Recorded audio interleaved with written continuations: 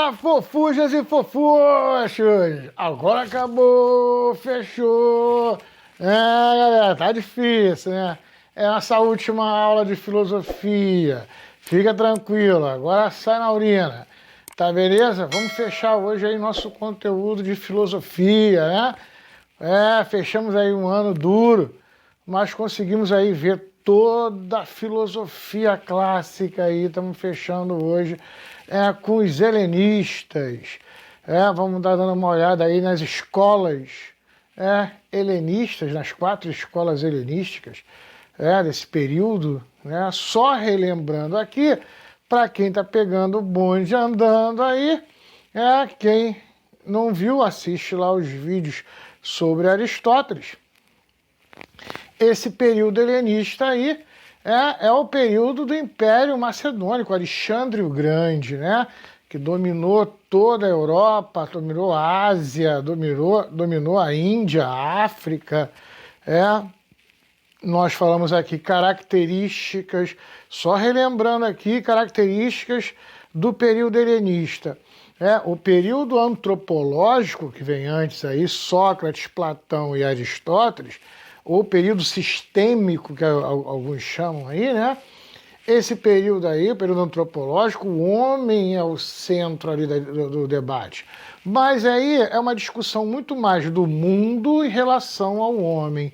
O homem é a medida de todas as coisas, né? Lembra que a gente falou isso aqui? Então a gente começa a ver as coisas em relação ao homem, né? O período helenístico não. O período helenístico vai estudar o homem. Quem é esse homem aí dentro? O homem pelo homem. O homem lendo o ser humano lendo o ser humano. Ou seja, não é mais a leitura do mundo pelo ser humano, e sim o ser humano tentando entender o que é esse ser aqui e como ele funciona. A gente falou aqui, ó, busca da felicidade. O que antes a discussão era polis, era sociedade, viver em sociedade, a sociedade, como era a melhor sociedade, o ser humano como um ser político, a gente discutiu aqui, o Aristóteles, o ser humano é um animal político e aquela coisa toda. Os helenistas não, eles, pelo contrário, eles criticam a sociedade. A sociedade, ela envenena, na maioria das vezes, ela envenena o ser humano. Ela que traz a infelicidade. Então a gente está buscando a busca da felicidade. É o ser aí, ó, o ser humano, colocando aí pra gente. Como a gente falou aqui, ó, que e a gente vai repetir depois isso aqui, vendo a nossa aula aqui, que o Alexandre, ele vai dominar o mundo todo, conhecido e até o desconhecido, isso que é interessante. Chega um momento em que o mapa acabou aqui, e aí, vamos seguir, vamos fazer novos mapas, né? É ele que faz aí essa expansão do mundo conhecido na época. Então vai sair daquela coisa da polis, né? Para ser uma filosofia cosmopolita. Ou seja, várias culturas juntas agora. Então eu posso sentar e olhar vários povos, as maneiras de pensar de vários povos, as plantas de vários povos, os animais de vários povos, o certo e errado de vários povos, os deuses de vários povos. Então a filosofia helenista, ela é cosmopolita, isso é interessante a gente entender. A gente já falou sobre isso aqui, mas falou lá no comecinho, então agora que a gente entrou no helenismo, eu só estou amarrando de novo para a gente aqui. Então, para a gente ver esse novo caminhar aí, e vamos dar uma olhada aí nesses filósofos. Tranquilo? Vamos lá? Partiu! Vamos lá, fofuchos, então, vamos fechar esse nosso conteúdo. Está vendo aí o período helenista, né? Então vamos ver agora as 4 correntes de filosofia helenista que nós temos. Temos aqui o ceticismo, o epicurismo, o cinismo e o estoicismo. Então essas são as 4 correntes filosóficas do período helenista. Hoje a gente vai dar uma olhada aqui nos principais expoentes e como pensavam os filósofos dessas 4 correntes aí do período helenista. Vamos lá? Belezinha, galera, tá aqui a nossa linha do tempo. André, com a sua linha do tempo, eu sempre coloco linha do tempo. Por quê, gente? Eu até falei com o pessoal hoje aí na nossa videoconferência. Falei, o grande problema de você, às vezes, estudar quando você está estudando filosofia, em artes também acontece isso, né? Às vezes o período histórico ele é num tempo, e às vezes o artista ou o filósofo ele nem está dentro daquele período. Então, por isso eu fiz essa linha do tempo, até você não confundir e na hora de um concurso você ficar sem saber, se assustado. Então, olha só, está aqui na nossa linha do tempo. O período helenista, historicamente, ele é marcado pela morte de Alexandre o Grande, em 323, e ele vai até 146 antes de Cristo, quando os romanos tomam a Grécia e vira Império Romano. Então, olha só, você vai ter aqui, dentro do período helenista, as 4 correntes, sendo que, aí que está o negócio, vamos lá, o ceticismo tem como principal característica, o pirro. A gente vai falar aqui, ó, tá dentro do período, né? Nós temos o epicurismo, né? Com Epicuro, que também é o principal expoente do epicurismo, né? Temos aí o cinismo com Diógenes, tá aqui, ó, dentro desse período aqui, né?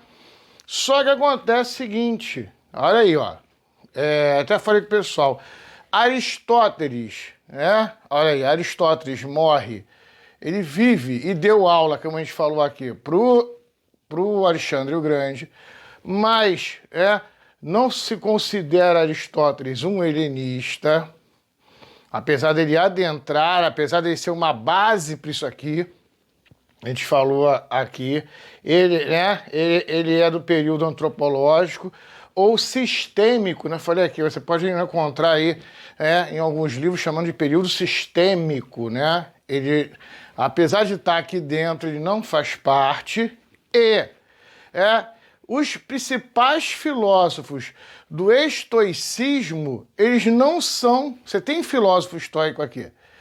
Vou até falar deles, vou até citar eles. Mas, na verdade, os maiores filósofos estoicos do estoicismo, eles estão fora do período. Sêneca, Epiteto, e Marco Aurélio, imperador romano. Aí, pô, você sabe, por que eu explico isso? É só que eu falei pessoal de manhã aqui, cai na prova lá.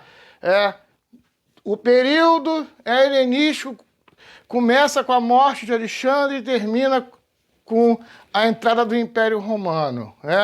Podemos dizer que Marco Aurélio, imperador romano, foi um grande filósofo helenista. Aí você vai pensar assim, pô, não, que o cara é imperador, se o período acabou com a invasão do Império Romano, ele não pode ser, ele é um dos grandes filósofos aí, helenistas, que a gente falou aqui do estoicismo. Tranquilo, gente? Então é legal a gente tá dando uma olhadinha nessa linha do tempo, vou estar voltando, a gente vai estar falando aqui com ela, e que geralmente você não vai encontrar isso aí, para você se situar. Primeiro que a gente vai estar falando agora aqui são os ceticistas, com Pirro. Tranquilo? Vamos lá? Em todo o vasto mundo, eu não encontrara uma única verdade igual a outra. Pirro. Belezinha. Olha aí, vimos a frase do Pirro, em que mostra a principal característica do movimento ceticista. Para você entender essa frase dele, que ele fala que não vai encontrar uma verdade igual a outra, você vai entender agora. O Pirro, ele era médico do Alexandre o Grande. Então, toda aquela excursão que Alexandre o Grande fez, em que ele toma a Europa, ele toma a Ásia, ele toma a Índia, toma a África. Quem assistiu o filme Alexandre, que eu já passei aí como trabalho para vocês, é fundamental, vai chegar momentos em que o mapa que existia acabava. E o Pirro olhava, tem uma cena que inclusive que acontece isso no filme. O Pirro olhava para o Alexandre e falava: e aí, daqui para frente não tem mapa, brother. Daqui para frente o mundo pra gente não existe. E aí? E Alexandre falava: agora que está começando. A gente vai desenhar os novos mapas. Então, para pensar que o Pirro, junto com o Alexandre ali, ele viu coisas que até então os homens da época dele, que viviam ali na Grécia, né, na Macedônia, nunca tinham visto antes. Civilizações em que eles nunca tinham visto antes. E uma coisa que chocou o Pirro, ele já era um cara cético, porque ele era médico. Ele vinha já da escola do Hipócrates de Cos, que a gente estudou aqui, aquele cara que virou e falou da criança que estava tendo convulsão, né, do epilético, que ele vai falar: ó, aqui nesse corpo não tem nada fora que está acontecendo com ele aqui que venha de fora. É dele, já tem um ceticismo aí. É uma discussão meio que cética, saindo dos seres sobrenaturais. O Pirro, ele vai falar. Ele vai chegar nessas sociedades junto com Alexandre o Grande, e uma das grandes conclusões que o Pirro vai chegar é isso, que em cada lugar tem sua verdade. O que é certo às vezes numa cidade, quando ele chega numa outra civilização, é errado. E o que é errado naquela civilização é certo nessa. Então não existe aí para ele uma verdade absoluta. Então aqui ele chega numa sociedade e tem um Deus. Aqui na outra sociedade tem outro Deus. Na outra tem outro Deus. Aqui o certo é isso. Lá isso aqui é errado. Então ele começa a perceber que não existe uma verdade ali absoluta. Então ele é cético diante a toda a verdade absoluta que é dada a ele. Daí a frase que a gente acabou de ver agora. A verdade absoluta não pode ser nunca a propriedade de uma só pessoa. Pirro. Essa outra frase reafirma de novo o que a gente acabou de falar. Nenhuma verdade absoluta pode ser de ninguém. Ninguém é dono da verdade absoluta. Ela não pode ser propriedade de ninguém. Ele tem essa visão. Então, inclusive, muitas pessoas falam assim: professor, então o Pirro, ele era ateu. Eu falo: não, ele não era ateu. Até o ateísmo ele é cético. Dá uma olhada aí na frase dele. O ateísmo, aos meus olhos, é apenas uma crença igual às outras. Pirro. Belezinha? Então você percebe o que ele está querendo dizer com isso. Se você afirma que não existem os deuses, você está afirmando que não existem os deuses, mas você não tem prova de que eles não existem, ou de que eles existem, e você está usando só uma crença. Sacou? Você só está sendo só mais uma crença. Então, para ele, o cara que é ateísta, materialista, ele é só mais uma pessoa que crê numa coisa que ele não pode provar. É bem parecido com a ciência. Eu falo, a ciência ela é cética a la Pirro. Me dar como exemplo. Muito aluno chega para mim e fala: professor, o senhor é ateu? Eu falo: não, eu não sou ateu, eu estou ateu. Até o presente momento, nada me leva a crer que exista uma deidade. Mas eu não posso afirmar, e nem é minha pretensão afirmar, de que ela não exista. Só até agora nada me leva a crer que exista. É uma posição momentânea. No presente momento é assim. Aí eu falei: a ciência ela é assim. Aí o aluno falou: professor, mas vem cá, a ciência ela não tem a episteme? Ela não tem lá as regras, como o senhor falou, lá do Aristóteles, que no final se chega a uma episteme, a uma fórmula, a uma regra? Eu falo sim, mas mesmo assim a ciência é cética a elas. Quer ver o exemplo disso? Eu já falei hoje com um aluno. Eu falei assim, ó, vocês estão tendo aula de física e o professor de física está passando todas as fórmulas para vocês, as epistemes. As regras gerais, as que seriam supostamente as verdades absolutas, né? As regras imutáveis. Ele vai lá e passa as epistemes para você. Beleza, você aprendeu isso. Aí você hoje pega essa episteme que o professor de física ensinou para você e leva ela para o reino quântico. Ela funciona? Não. Lá você vai ter que fazer uma outra episteme. Porque aquela que você tem ali naquele ambiente já não funciona. Sacou? Então a própria ciência entende que as suas epistemes elas podem ser derrubadas. Que a verdade ela é momentânea. Dentro desse fator do físico, do provável. Então olha aí, ó. Até a ciência trabalha aí com essa visão do pirro. Tranquilo? Vamos lá? Vamos lá, galera, então, vamos seguindo aqui o nosso estudo. Belezinha? Agora a gente vai para o epicurismo. Principal personalidade do epicurismo, Epicuro. Tá aqui, ó, viveu em 341 a.C. a 270 depois de Cristo, né? Vamos dar uma olhada agora nas principais características do movimento epicurista. O epicurismo, a base do epicurismo é o prazer. O propósito da vida do ser humano é buscar o prazer. Eu estava até conversando com os alunos hoje, eu falei, gente, qual é a mesma substância responsável por dar prazer ao ser humano? A aluna falou para mim assim, professor, endorfina. Eu acho que é, gente, confirma aí, se alguém tiver... Se tiver errado aí, deixa depois no comentário aí pra gente aí, tal. Mas acredito também que seja o que ela viu lá na internet, acho que é a endorfina, que é responsável pelo prazer. Vamos pegar aqui essa endorfina, né? Caso seja ela a substância, esteja correto. Na época, o Epicuro, ele não sabia disso, que existia essa endorfina. Mas ele sabia que era o prazer. Que o prazer era o fim, era o propósito de vida das pessoas. Aí você vai falar para mim, pô, André, então beleza, vida louca, estamos aí, né? Beleza, vamos fazer o que a gente quiser. É vida louca. Não, calma aí. Não funciona assim. Você não está interpretando o Epicuro corretamente. Então vamos lá. Para ele, prazer, como ele não conhecia endorfina, era a ausência de dor. Então ele entendia que ter prazer era a ausência de dor, de perturbações, de tristeza, né? Então, para ele, isso era o prazer, e definiu o prazer assim.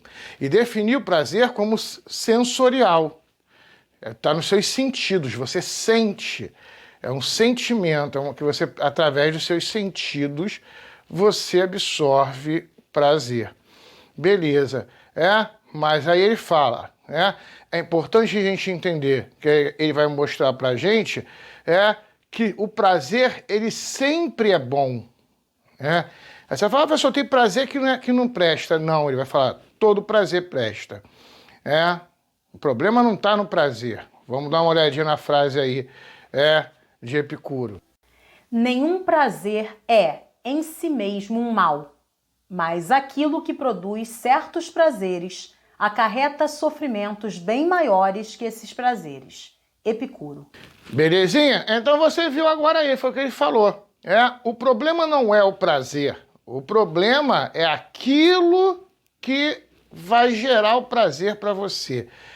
Existem coisas que geram prazer, mas que elas trazem tanto malefício que elas não compensam. Os malefícios que elas trazem, elas não compensam o prazer. Eu falei com isso aqui na videoconferência com os alunos, eu falo assim, ó, o grande problema que a gente tem com o combate a drogas hoje em dia é a informação que é trocada com o jovem e ela vem com ruído, ela vem com desinformação. quando esse jovem está lá na família, na escola, na igreja, com os amigos, aquela coisa, a droga é ruim, a droga mata, a droga é ruim, a droga mata. Aí o jovem absorve essa informação e fica com ela na latência. Lembra aí, latência e convergência, Latência é mecânica. Essa mecânica na cabeça dele, a droga é ruim, a droga mata, a droga é ruim, a droga mata. Até um dia que ele vai para a rua sozinho, porque um dia ele vai virar um adulto. Ele vai ter que enfrentar um mundo sozinho, que a gente gosta ou não gosta. Ele vai para o mundo sozinho. E quando chegar no mundo, por uma série de fatores sociais, em locais que ele esteja, ele vai esbarrar com a droga. Seja ela qual for, lícita ou ilícita, ele vai esbarrar com ela. Eu tenho até o exemplo aí da maconha, para o aluno. Eu falei, aí o cara vai lá e usa a maconha, Ele usou a maconha, ele vai sentir prazer? Vai. Aí ele vai para casa, dorme, acorda no outro dia e fala assim, calma aí, mentiram para mim. A droga não é ruim. Eu senti prazer. Ela não é ruim, então. A droga mata. Tô vivo, não morri. Então, calma aí, cara. A sociedade mentiu para mim. Olha a informação errada aí. A sociedade mentiu para mim. Isso tudo era uma mentira. A droga não é ruim, a droga não mata. Beleza, ele vai começar a usar aquela droga ali, aí daqui a pouco ele tá usando cocaína, crack, Aí, ó. Por quê? Porque ele acredita que tudo é uma mentira. E que todas as drogas não são ruins e não matam. Entendeu? Essa é a visão que... Por isso você ouve o pessoal falar assim, a maconha é a droga de entrada. O cara usa maconha para usar outras drogas. Porque ele usa maconha e acha que mentiram para ele, então há mentira em todas as drogas. O Epicuro, ele acabou de mostrar aqui pra gente. O problema não é o prazer. O prazer a droga dá. O problema é o preço que você paga por esse prazer. Você paga com a vida. Sacou? Porque ela te cobra. Esse prazer, ele te cobra uma dor. Entendeu? É o que ele está falando aqui pra gente. Esse prazer, ele te cobra uma dor. Então, nem todo prazer... O problema não é o prazer. Todo prazer, ele é bom. O problema é o preço que você paga por esse prazer. Tranquilo? Aí você percebe aí, o que ele está querendo dizer com a frase. Beleza. Então ele vai dizer o seguinte, existem prazeres aí, 3 tipos de prazeres. Ele vai colocar pra gente aí, ó, 3 tipos de prazeres. Ele fala, existe o prazer simples e natural. Esse aí você deve evitar ele, porque ele te traz benefícios, mas também te traz malefícios. Ele também vai te fazer mal. Então, evite esses tipos de prazer. Aí a gente colocou aqui, ó, a droga. Aí você pensa só droga ilícita. Está falando da droga lícita também, vamos dizer, bebida alcoólica, Ele fala, você pode usar? Pode, mas evite. Você não vai viver pela droga, pelo álcool, entendeu? A tua felicidade não está no álcool, não está naquela droga ali. Você pode até usar ela recreativamente, Como as pessoas tomam cerveja, mas entenda que ela não é a razão da sua vida. Então, evite elas. São os prazeres simples e naturais. São proporcionados pela natureza, você sente eles ali. Existem os prazeres naturais e necessários. Esses são fundamentais para a sua vida. Esses você deve cultivá-los, sim. Cultivá-los, mas sempre com moderação. A vida é o equilíbrio. Ele fala sobre isso. A vida é o equilíbrio. Ele vai mostrar isso pra gente. A vida é o equilíbrio. Ele fala, aí ó, esse você deve cultivar. Quais são? Sermos amados, termos amigos, termos sabedoria, termos saúde, abrigo, comida, bebida, sexo. Então ele fala, é necessário o ser humano beber, o ser humano comer, o ser humano fazer sexo, o ser humano ter abrigo, o ser humano ter amigo, o ser humano ter conhecimento, sabedoria. Isso é fundamental, mas isso tem que ser moderado. Ele fala, o equilíbrio é importante. André, como saber esse equilíbrio? Ele fala, o teu corpo já te diz isso. Coma quando tiver fome. Beba quando tiver sede. Faça atividade sexual quando tiver vontade de verdade de fazer uma atividade sexual. Tenha um abrigo, que seja um abrigo. Tenha um conhecimento que seja prático para a sua vida. Tenha um amor verdadeiro, de companheiro ou companheira. Tenha uma amizade verdadeira. Entendeu?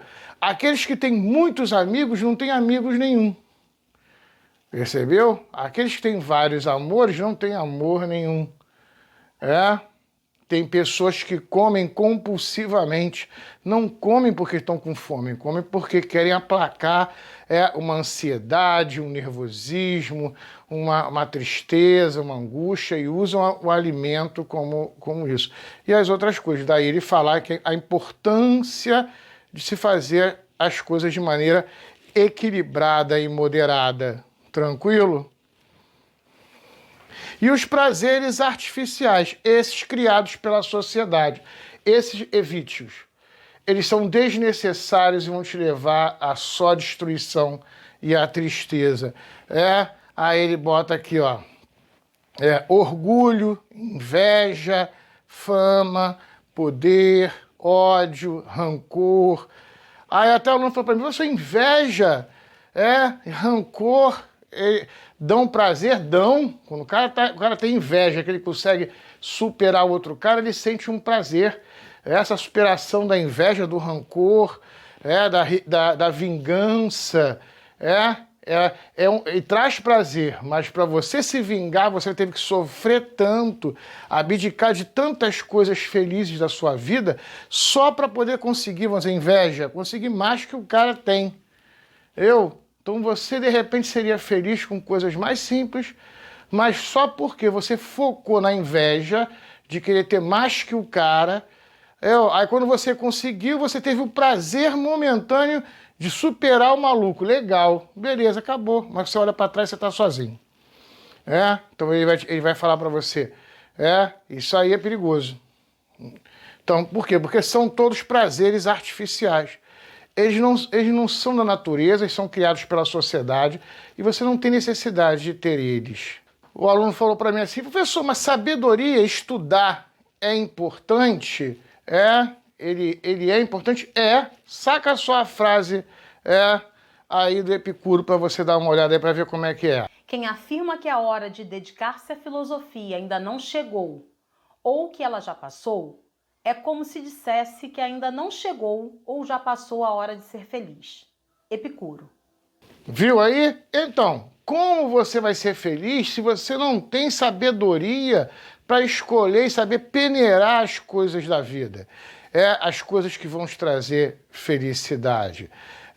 Se afastar aí das coisas ruins e se aproximar das coisas boas. Só com sabedoria e só com estudo é necessário isso. Tranquilo? Vamos lá então. O que Epicuro fez? Epicuro, ele na Grécia, ele vai fazer o quê? Ele vai pegar uma casa no alto da montanha, que a gente vai chamar de Jardim de Epicuro, e lá ele vai abrir a casa para qualquer pessoa. Tanto que ele é um dos primeiros filósofos a aceitarem mulheres e aceitarem escravos para morar lá na casa e ser de maneira igual. Sendo igual. Todo mundo ali era igual. Já percebeu que essa comunidade hippie aí do Epicuro não foi muito bem vista dentro da Grécia.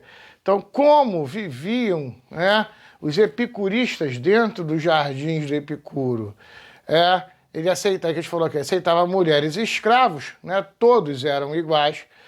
eles trabalhavam somente para manter o local, não para buscar riqueza, então eles trabalhavam, né, somente o necessário, e todo dia tiravam horas, e até saiu aí, faltando aí, ó, letra. Tiravam horas do dia para filosofar nos jardins. Então aí era a vida aí dos epicuristas ali, no jardim de Epicuro. Vamos lá, para a gente fechar aqui com os epicuristas. Então, olha aí, o epicurismo ele é a busca do prazer, a palavra em filosofia edo, que significa prazer, então eles eram hedonistas. Então você pode ouvir aí, ó, os epicuristas eram hedonistas. Eles viam aí no propósito de vida o prazer.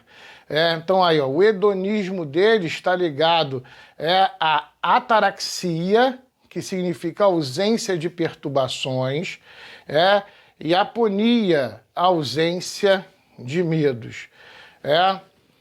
Vamos lá. Então, o interessante do Epicuro é que ele vai criar aí, ó, uma fórmula para ser feliz. Ele vai falar assim, ó, existe a fórmula para ser feliz. São os 4 remédios utilizados para você alcançar a felicidade.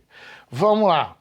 Primeiro remédio, esse é o mais difícil de explicar, mas vamos com calma, querido gafanhoto. Porque sempre dá dor de cabeça, a galera sempre pira nesse. Ele fala, não tenha medo de nenhum Deus. Ele fala, ele tá querendo dizer para você que você não tem que se preocupar com Deus nenhum. Inclusive, ele vai criar um paradoxo, para poder te mostrar isso. Vamos lá. Primeira coisa que antes de começar, eu vou mostrar o paradoxo. Eu vou explicar ali rapidamente o paradoxo. Mas a primeira coisa que, antes de a gente começar a falar sobre o paradoxo, a primeira coisa que você tem que entender é o seguinte. Existe uma diferença entre crer numa deidade, crer num Deus e crer num Criador. Eu explico isso para os alunos, para você poder entender aqui o Epicuro. Seu pai, sua mãe, eles criaram você, eles conceberam você. Você vem dos genes do seu pai e da sua mãe. Vocês surgiram do seu pai, você surgiu do seu pai, da concepção do seu pai com a sua mãe. Então nasceu você. Mas seu pai e sua mãe não são deidades, eles não são deuses. Eles não veem tudo, eles não podem tudo, eles não são onipotentes, onipresentes, oniscientes. Eles não veem tudo, eles não sabem tudo, eles não podem tudo, e não estão em todos os lugares. Então eles não são uma deidade. Então, olha aí, Epicuro, ele não está discutindo a criação. Ele crê num Criador. Ele está discutindo essa deidade, esse ser criador que toma conta da sua vida. Entendeu? Aí vem a discussão dele. Primeira coisa para você poder entender. Que as pessoas ficam, o cara é ateu. Não, ele vai mostrar aqui com frases pra gente que ele não é ateu. Vamos dar uma olhadinha então aqui no paradoxo de Epicuro. Lembrando, gente, que paradoxo é uma coisa que não tem resposta, não vai ter fim. Se quiser copiar depois isso aí, pegar na internet e tudo mais, tem gente que senta, fica filosofando horas e horas. Gente, é igual discutir quem veio primeiro, o ovo ou a galinha, você nunca vai chegar numa resposta final. Paradoxo é feito para isso, para você não ter fim.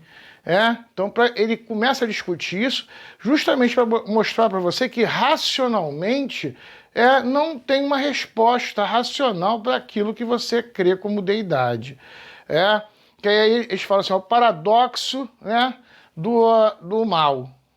Inclusive esse modelo de paradoxo aqui do Epicuro, que eu peguei na internet, ele está incompleto.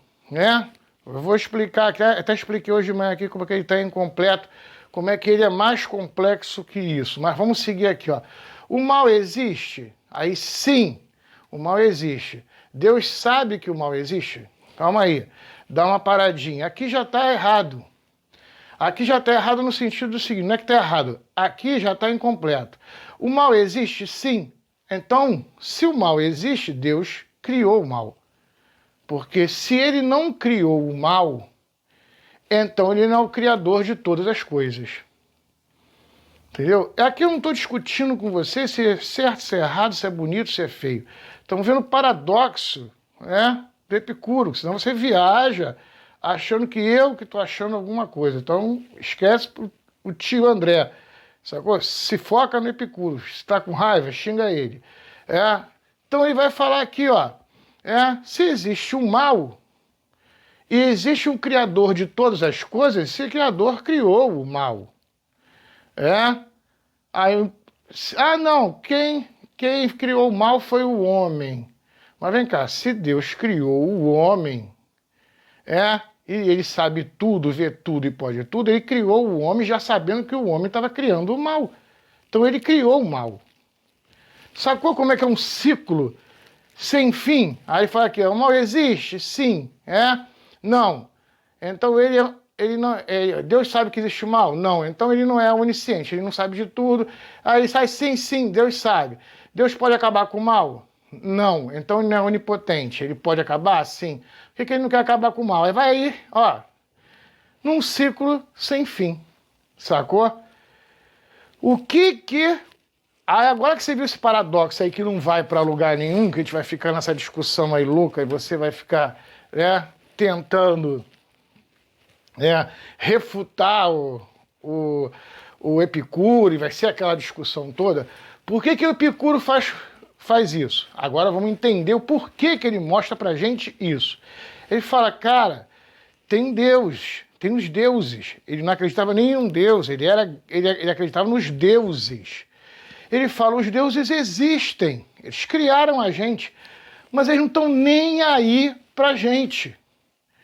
Para pensar que o universo é enorme e tem 1 bilhão, 1 trilhão, 100 trilhões de anos. E os deuses já existem há 100 trilhões de anos. E nós somos uma formiguinha dentro de um planeta, dentro do universo. Você acha que os deuses estão preocupados com um vestido ser mais curto, ser mais longo, do que aqui você botou ou não botou? Eles não estão nem aí, você não é nada comparado a eles.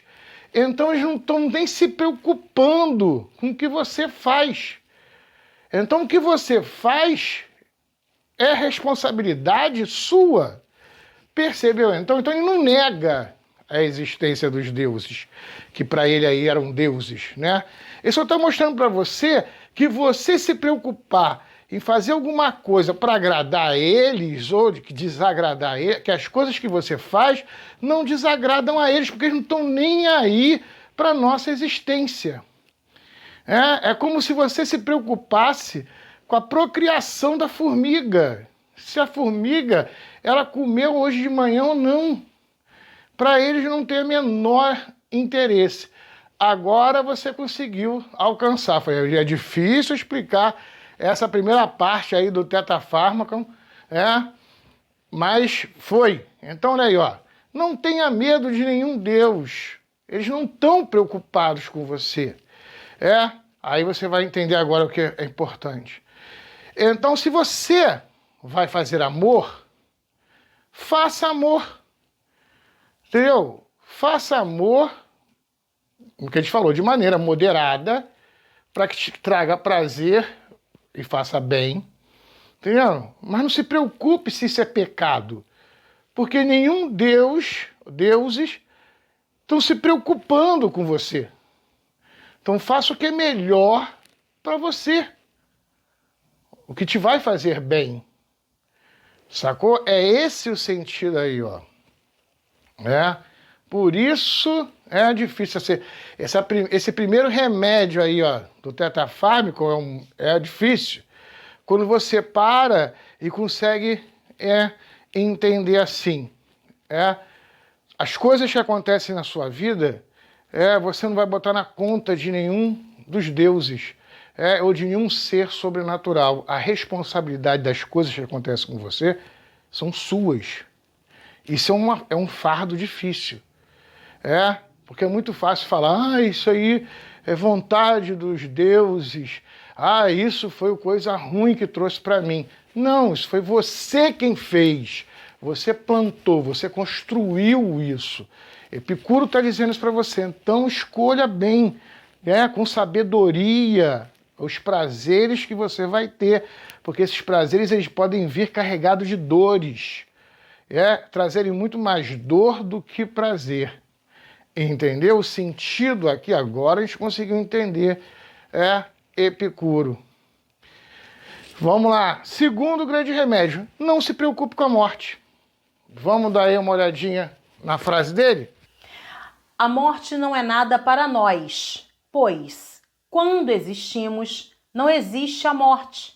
E quando existe a morte, não existimos mais. Epicuro. Olha aí, não se preocupe com a morte.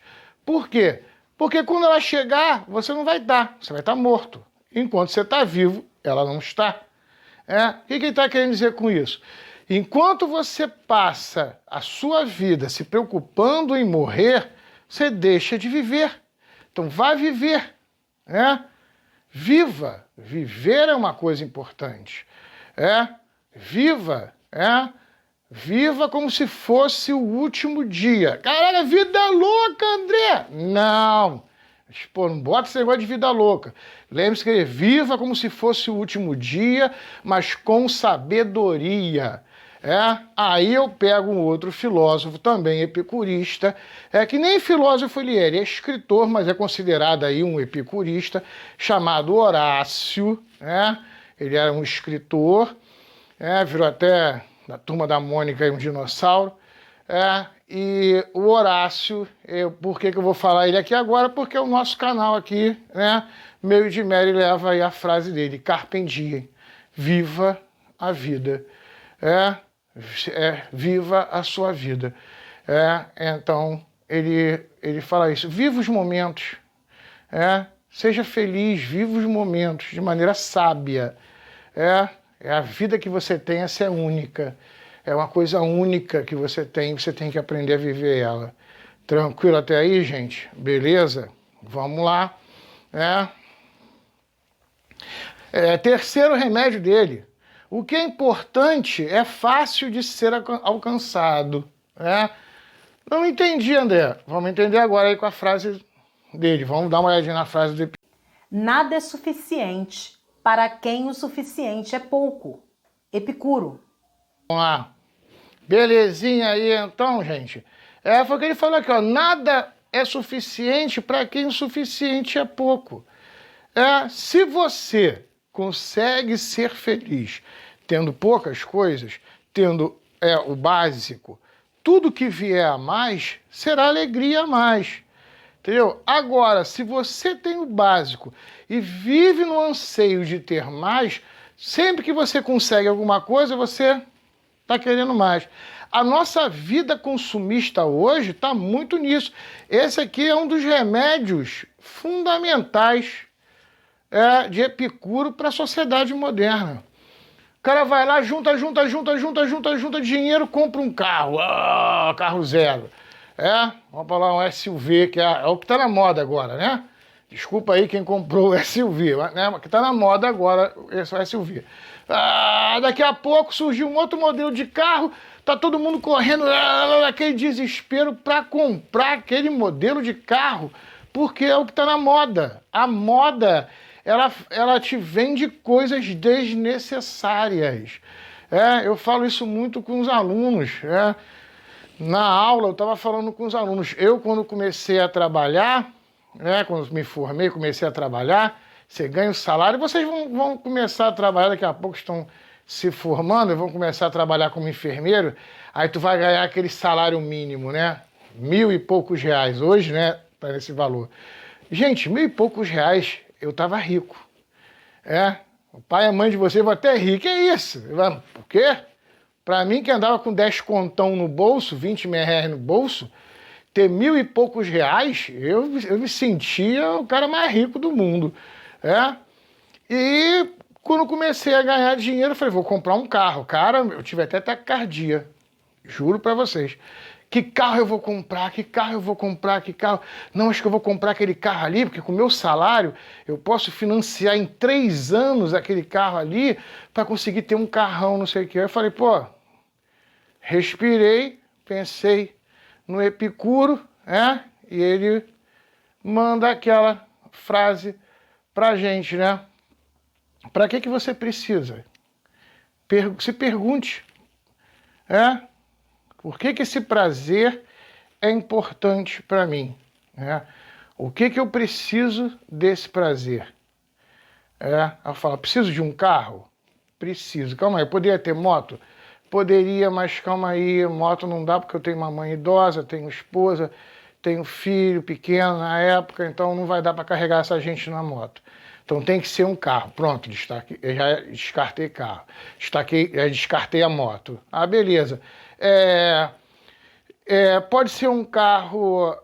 tem que ser um carro que seja de consumo de combustível baixo. Então já fui para o motor 1000. Motor 1000, se possível, com gás. Beleza, não pode ser um carro grande. Que eu trabalho no centro urbano para estacionar em lugares pequenos. Então tem que ser pequeno. Tem que ser um carro compacto, que gaste pouco. Tem que ser um carro que não seja muito novo, porque tem que PVA, caro pra caramba, vou ter que fazer seguro, um monte de ladrão. Também não pode ser um carro muito velho, porque senão vai quebrar muito, eu vou gastar muito com peça. Então já vi que era um carro que não é nem muito novo, nem muito velho. E tem que ser um carro que as peças sejam baratas. Então tem que ser um carro que tenha muito vendido. E aí tem muita peça no mercado. Pronto aí, ó. Eu já fui, quando eu olhei, sobrou 3 ou 4 carros aí, modelos de carro que se encaixavam naquilo que eu estava procurando. Pronto. Eu já entendi. Eu fui no básico. Eu procurei o básico, que é o importante. E o outro aqui, o que é terrível, é fácil de ser suportado. André, não entendi isso. Vamos entender, vamos ver a frase aqui. Os grandes navegadores devem sua reputação aos temporais e tempestades. Epicuro. Belezinha aí então, gente? Agora você viu, você só se faz um grande marinheiro se você consegue superar com bravura, com força, com sabedoria, usando as outras coisas aqui, ó, que ele te passou, usando os outros remédios, outros 3 remédios aqui. Quando vier as adversidades, as coisas difíceis, você vai estar preparado para enfrentar essas coisas difíceis com sabedoria, sabendo viver com o mínimo, sendo feliz vivendo com o mínimo, tendo a sabedoria de ver quais são os prazeres que vão te trazer benefícios, que vão te trazer malefício, não temendo a morte por entender que ela é uma coisa natural da vida, mas também não é vida louca, a sabedoria está aí. Não entender, não se preocupar com castigos de deuses, faça aquilo que é moral, aquilo que você acha que é certo, que tem que ser feito. Essa visão. Aí ele fala, você consegue passar para as maiores diversidades. Então Epicuro aí, o epicurismo te matou. Tranquilo? Vamos dar seguimento? Vamos lá então, galera. Seguindo aí a nossa matéria, vamos para a terceira escola aí filosófica do período helenista. Agora a gente vai para os cínicos, principalmente Diógenes. Louco, cara, um dos filósofos mais controversos que a gente tem é Diógenes. A gente vai estar dando uma olhada nas características deles aqui. Primeira coisa que é importante falar aqui, até lembrando, é que todos esses movimentos aqui, filosóficos, do período helenista, eles têm como característica também uma crítica à sociedade. A gente está percebendo aqui. Só pelo que a gente viu aqui, dos céticos, quando eles dizem que cada sociedade, tive aqui o Piro, diz que cada sociedade tem sua verdade, ele já está fazendo uma crítica aí a sociedade, então não existe uma verdade absoluta. Quando a gente vê o Epicuro aqui, no epicurismo, dizendo aqui sobre os prazeres, e que existem os prazeres que são artificiais, que são os prazeres que a sociedade cria. Então, olha, você já está vendo aí, nessas duas correntes filosóficas aí, já críticas à sociedade. O Diógenes aqui, com os cínicos, eles vão botar agora a culpa na sociedade mesmo. A sociedade era hipócrita. Eles vão de maneira cínica, de maneira debochada, eles vão estar trolando as pessoas. O Diógenes fazia muito isso, ele trollava as pessoas, ele fazia piada com as pessoas, ele debochava das coisas, né? Então, por daí, né, essa visão também, a gente usa a palavra hoje cínico, né?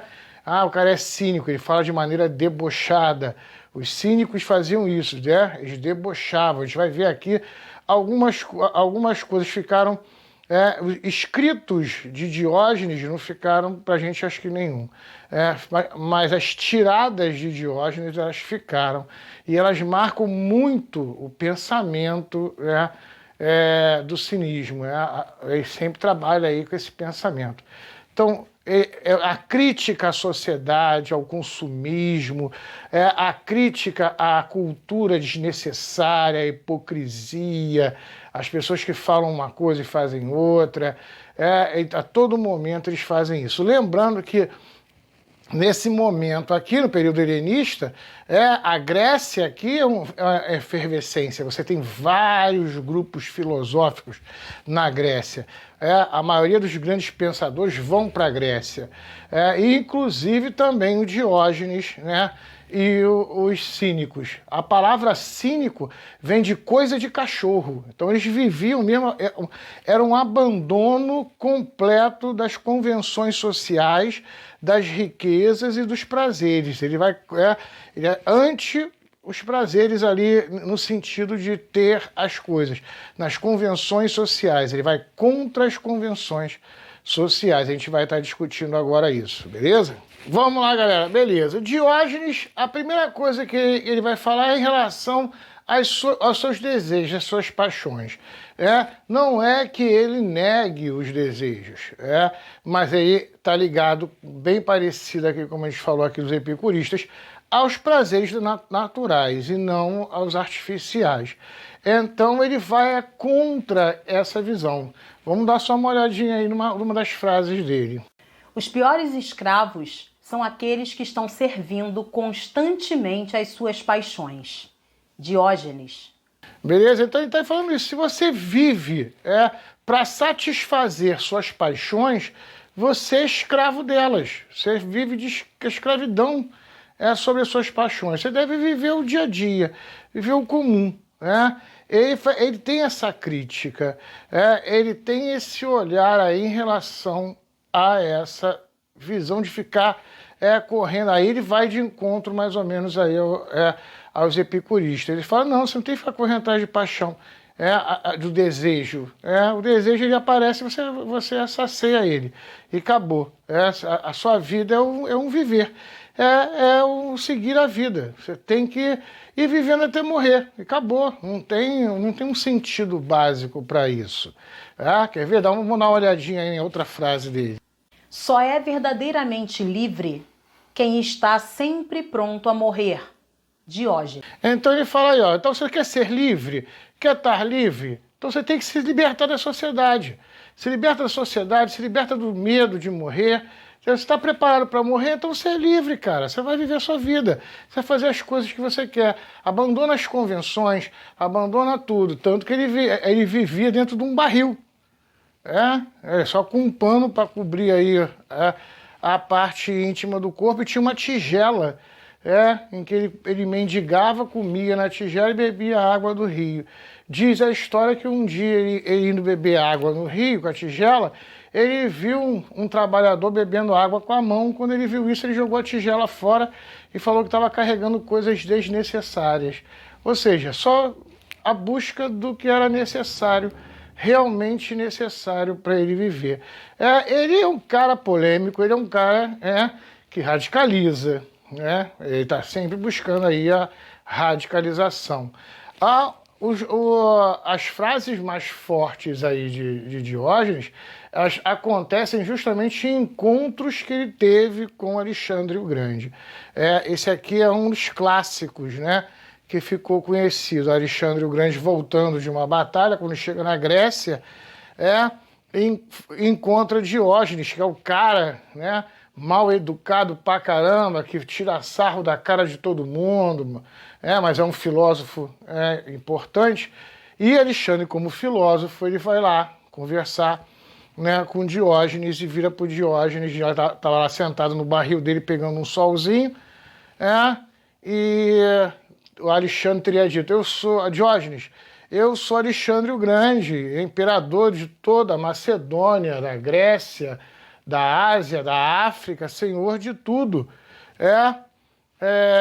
Pode me pedir o que você quiser, que o que você me pedir, você terá. Aí ele fala, aí diz que, Diógenes fala: você é tão belo quanto Apolo, mas Apolo me deu o sol. E você pode me dar o sol? Não. Ele falou: então sai da frente aí que você está atrapalhando que eu estou pegando o sol. Aí ele é abusado, né? E vira pro o imperador. Mas como o imperador era o filósofo, né? Ele entende o que o Diógenes está querendo dizer. Outro encontro de Alexandre com Diógenes teria ocorrido quando Diógenes estava sentado numa pedra perto de um escombro cheio de lixo, né, e ossos humanos. E quando Alexandre virou para Diógenes e falou assim: ô, beleza, Diógenes, aí, você está fazendo o que aí?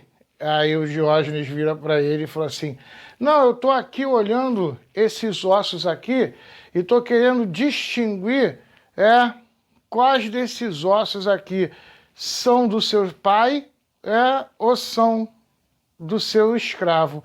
Mas até agora eu não consegui distinguir.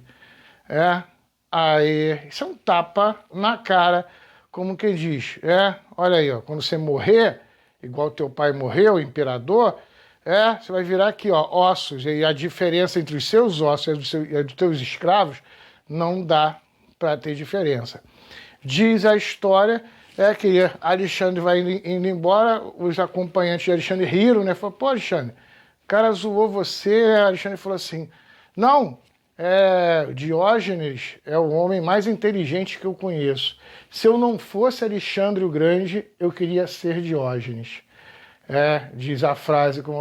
O Alexandre era um filósofo e entendeu, né, o sarcasmo de Diógenes, querendo lembrar ele: lembre-se que você é um homem comum, que você também vai estar aqui nessa pilha de ossos. Eu conversei, a gente vai falar aqui muito aqui, ó. Daqui a pouco a gente vai estar falando aqui dos estoicos, né, do Marco Aurélio e tudo mais, e a gente vai ver aqui, né, o quanto o imperador romano também tem esse pensamento. Vamos lá, galera. Diógenes também ele era contra a convenção da filosofia de maneira escolástica, né, nas escolas e tudo mais. Ele pregava na rua, vivia lá no barril e pregava na rua.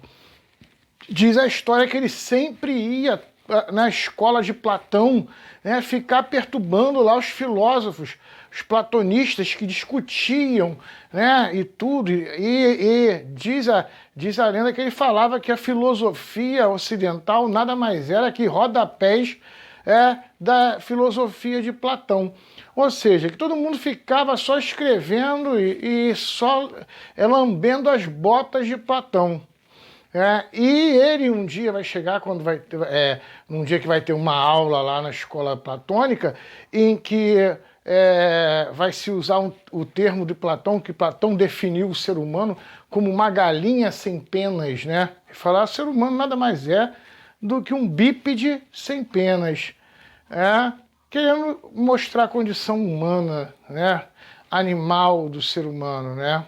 Que Platão, ele fala isso. Aí, para tirar sarro e trollar Platão, Aristóteles chega lá com a galinha morta, despenada, e joga na galera assim, e fala, aí, gente, tá aqui o homem de Platão. Aí falou que os filósofos sentaram depois, repensaram, aí seria uma maneira de refutar Platão. O que Diógenes quer dizer? Gente, o ser humano não é só pele, osso, carnes, né, como Platão ele coloca. Tá aí, ó, se você acha que é isso, tá aqui o ser humano de Platão. Jogou uma galinha morta, despenada na cabeça dos caras. Falou, tá aí o homem de Platão. Então, tá, ele refuta Platão no sentido de Platão ele foi minimalista demais. O homem é muito mais do que simplesmente um ser animal comum. Aí você perceber aí com a visão aí de Diógenes, né? E o básico de Diógenes falava que convenções sociais eram ridículas e que as pessoas tinham que fazer aquilo que o lado animal e humano delas fazia. Ele comia na rua, sentado dentro da feira, coisa que era proibido, inclusive se masturbava na praça pública e defecou dentro de um teatro, né? Não precisa falar mais nada como é que ele era um cara, né? Daí os cínicos, né? Ele fazia isso para afrontar a galera, né? Para mostrar assim, somos animais. Está com vergonha de que defecar? Você defeca também, Então isso aí era uma coisa, daí a gente chama de cínicos, né? A palavra cínicos hoje para a gente ter esse termo. Inclusive ele saía na rua com a lamparina acesa em pleno dia, Aí as pessoas que viravam para ele e falavam assim, pô, Jorge, tá maluco? Tá com essa lamparina aí, tá procurando o quê? Ele falou, tô procurando um homem honesto, um homem que fale a verdade e seja verdadeiro, mas até agora eu só encontrei cínico e mentiroso. Entendeu? Ele não era maluco, ele só trollava os outros e jogava a bomba pro cara, repensar aquilo que ele tinha feito. Tranquilo até aí, gente? Beleza? Então a gente fecha aqui os cínicos com Diógenes e as peripécias de Diógenes aí, junto com Alexandre. Vamos seguir então? Beleza? Gente, espero que todo mundo em casa esteja com saúde do fundo do coração. Lembre-se aí, viver, como a gente acabou de ver aqui, viver às vezes é um ato heróico. Estamos passando por isso, fazendo uma quarentena, você tá tendo um ato heróico, você está garantindo a sua vida e a vida das pessoas idosas ao seu redor, quem você ama. Então pense nisso, fazer quarentena não é ser covarde, é ser um herói, é buscar isso, buscar saúde, buscar o bem-estar das pessoas que estão à sua volta. As pessoas que estão à volta que você ama são felizes, você também será feliz. Então busque aí nas pequenas coisas, dentro de casa, com a sua família, aprenda a conviver com eles, aprenda a amá-los, a entendê-los. Você está tendo a grande oportunidade de conviver com as pessoas que você ama de verdade, e tirar um tempo da sua vida. Esse ano aí a gente tirou um tempo da nossa vida para conhecer pai, mãe, irmão, esposa, marido, tio, as pessoas que moram com a gente, quem são de verdade. Então troque informações com eles de verdade. Faça desse ambiente um lar feliz, mas feliz de verdade, não aquela coisa fake, que muita gente tá numa casa pensando em ir para a rua. Então pense no seu lar como um lar. Eu acho que os estoicos estão aí, a gente está finalizando o ano aí, com os helenistas aí em geral, mostrando para a gente aí a importância de se buscar o bem viver com as pessoas. Gente, do fundo do coração, tudo de bom para vocês aí, muita saúde, estude com atenção, boa prova. Beijo, fui!